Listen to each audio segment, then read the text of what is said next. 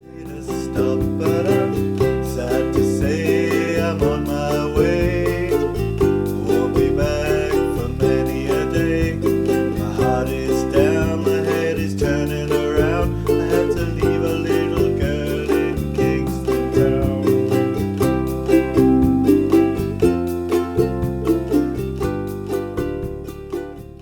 This is a beginner's tutorial for the well-known song Jamaica Farewell, probably best known for the recording by Harry Belafonte in 1956, but covered by many people since. This is a great first song for ukulele players as it's essentially just 3 chords with an optional 4th chord and has a simple melody that's relatively simple to sing and play at the same time. Before we get into breaking the song down, please consider subscribing to my channel. It really helps me out with making more of these video tutorials moving forward. The Harry Belafonte recording is in the key of D major, but for the sake of this tutorial we're going to be looking at the song in the key of C major, which means the 3 main chords we'll be using are C or C major, as shown in the diagram, F or F major, now shown, and lastly a G7. These are what are known as the primary chords, the 1, 4 and 5 chords in the key of C major. If you're not yet familiar with playing these chords, please watch my video on the first 3 chords for the ukulele, linked in the card above, before continuing with this video. The song is in a medium tempo 4/4 or common time, so with 4 beats to each bar or measure, and for this tutorial we're going to be using the Calypso or island strum, which suits the feel of this song very well. So with just a C chord it should sound something like this.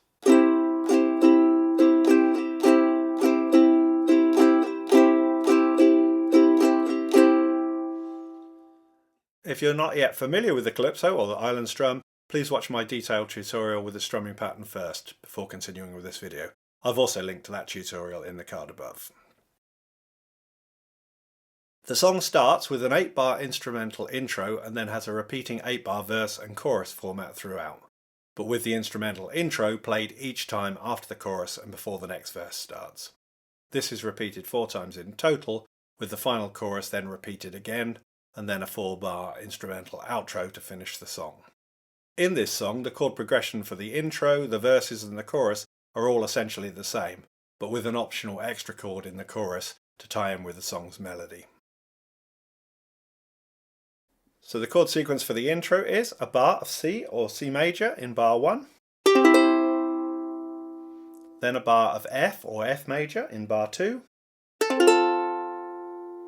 then a bar of G7 for bar 3, and finally another bar of C to finish the sequence in bar 4.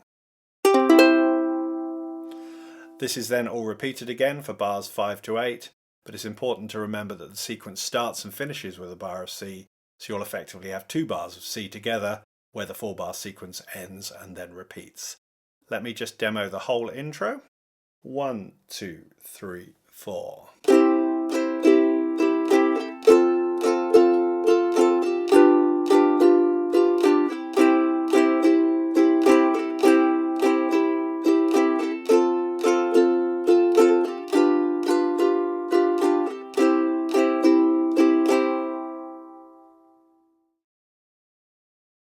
The good news is that we use the same chord sequence we've just looked at for the intro for the verses of the song. So again, a bar of C in bar 1,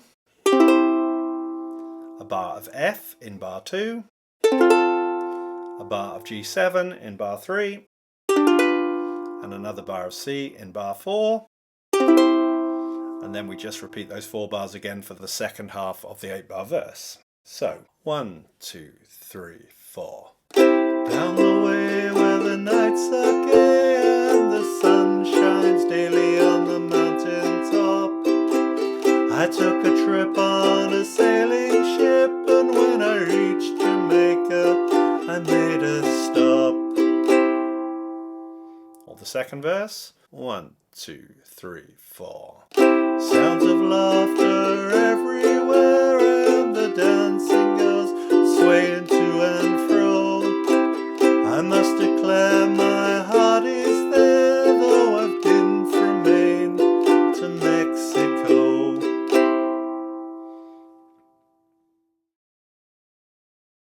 Now with the chorus, we could in theory just play the same chord progression that we did for the intro and the verses, and that would sound something like this. 1, 2, 3, 4. Sad to say I'm on my way, won't be back for many a day.